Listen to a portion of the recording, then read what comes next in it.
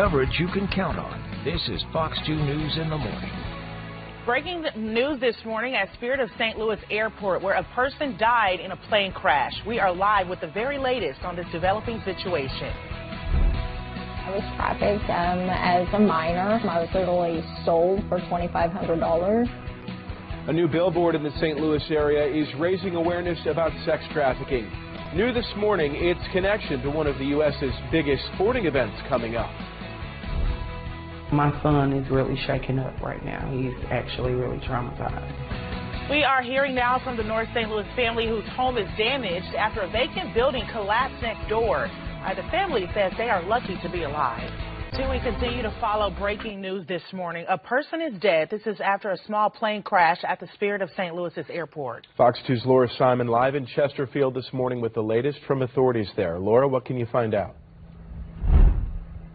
Mike and Blair, I've been talking with a Chesterfield police officer who was out here at the south end of the airport where we're reporting to you from right now. The crash itself actually happened on the east end of the airport, but that officer I was talking to ended up speaking with a St. Louis County police officer, and the two of them just took off a moment ago, so I'm not sure if they're getting closer to the scene as well. But what we were able to confirm for St. Louis County police who are assisting with this investigation is that at least one person is dead. Fox 2 is your local election headquarters, and we have the results from the Illinois primary. We now know who will face off for the race in the governor this November.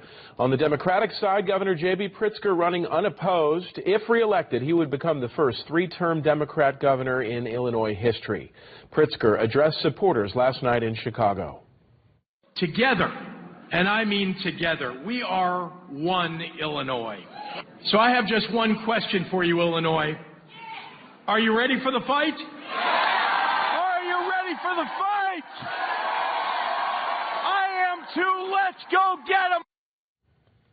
On the Republican side, former state senator Darren Bailey won. He'll face off against Pritzker in November. Bailey addressed a crowd of supporters in Springfield. For too long, Illinois has been run by people who don't live with the consequences of their decisions. Governor J.B. Pritzker has been telling Illinois families that higher taxes and higher fees and higher costs are necessary. Necessary for who? Well, the race for the U.S. Senate seat currently held by Dick Durbin is now officially set. Lieutenant Governor Juliana Stratton won the Democratic nomination after defeating Congressman Raja Krishnamurthy and Congresswoman Robin Kelly. Stratton got a ton of financial support from the Illinois Future Political Action Committee, which Governor J.B. Pritzker donated millions of dollars to himself. Here's what Stratton and Krishnamurthy had to say. Courage inspired me to run. Courage powered this campaign. And courage will bring this fight straight to Donald Trump's door. I'm proud of the race we ran, and I'm honored at the support we received from every corner of the state, from Rockford to Cairo and from the Quad Cities to Decatur. On the Republican side, Don Tracy, the former chair of the Illinois Republican Party, has won. The longtime Republican told supporters his priority is to lower the cost of living for people in Illinois. Tracy will face Stratton in November when voters decide who will replace longtime U.S. Senator Dick Durbin. Durbin is finishing his fifth term representing Illinois in the Senate. He was elected back in 1996. In the Metro East, one of the biggest races is the U.S. House seat for 13th Congressional District. The district includes part of St. Clair County and stretches across a large section of central and southwestern Illinois. Incumbent Democrat Nikki Budzinski defeated fellow Democrat Dylan Blaha in the primary. She'll now move on to November's general election after winning 76% of the vote. Budzinski will take on Republican Jeff Wilson. He won nearly 70% of the vote, defeating fellow Republican Joshua Lloyd. And in District 15, Jennifer Todd wins the Democrat nomination with 46% of the vote. She led with over 3,000 votes, more than her closest competitor, Paul Davis. Todd will now take on Republican incumbent Mary Miller. She wins the Republican nomination with 74% of the vote, dominating her fellow Republicans Ryan Turbridge and Julie Bowlby by more than 50,000 votes. To see all of the results from the Illinois primary, just visit our website, fox2now.com. Coverage you can count on. This is Fox 2 News in the morning. I want to be clear. This is your one and only warning.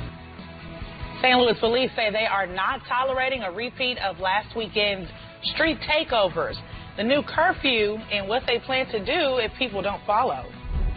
The best way to stay out of trouble is to unplug them, shut them down, perhaps even return them.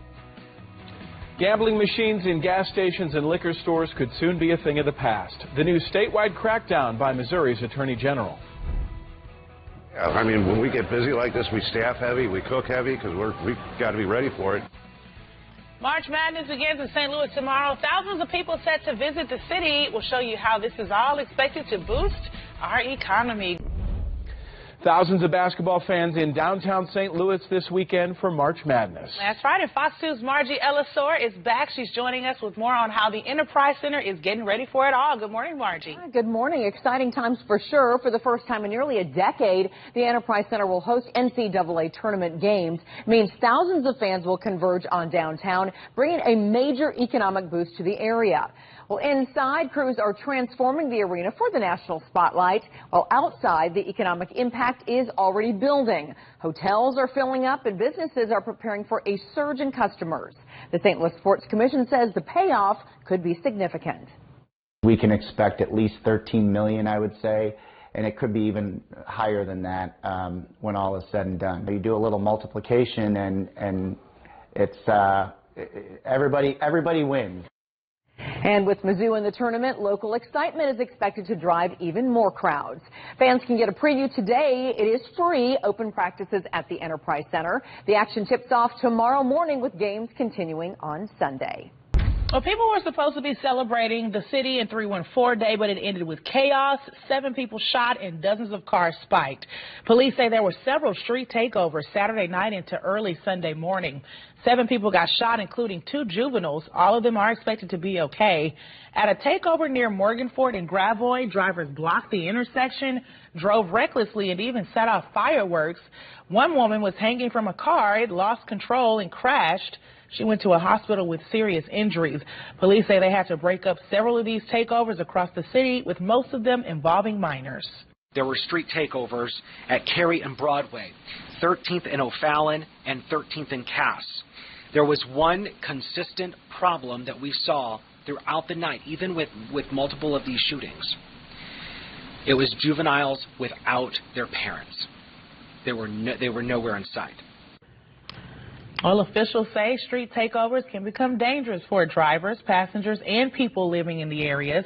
They say they're going to continue to use enforcement tactics like spike strips and citations, and also hold parents responsible when children are involved to try to stop those gatherings before they even start. In your international headlines, oil and gas prices continue to rise as the conflict in Iran disrupts global energy markets. It comes after an Israeli airstrike hit the world's largest oil field in Iran. According to AAA, gas prices are almost $4 a gallon nationwide. In Missouri, the average is $3.38. In Illinois, it's $4.04. The White House says getting prices down is a top priority, but that could take some time. We promise that when this conflict draws to a close, when this operation draws to a close, we're going to see those energy prices come back down to reality, because that's what the president promised to do. White House officials meeting with oil executives today, and gas prices will be the focus. Coverage you can count on. This is Fox 2 News in the morning. A data center company could take over the Armory building in Midtown St. Louis, where you can give your thoughts on the plan this morning. One accident that kills one person can affect literally hundreds. A growing problem leads to growing response. How city leaders are renewing their push for road safety. It has nothing to do with politics and everything to do with accountability. I just think that this is no more than a smoke screen and just a huge distraction. Allegations of 6-figure payments, family ties, and taxpayer dollars under scrutiny. What union leaders say they uncovered inside the Cahokia School District, and reaction from the superintendent.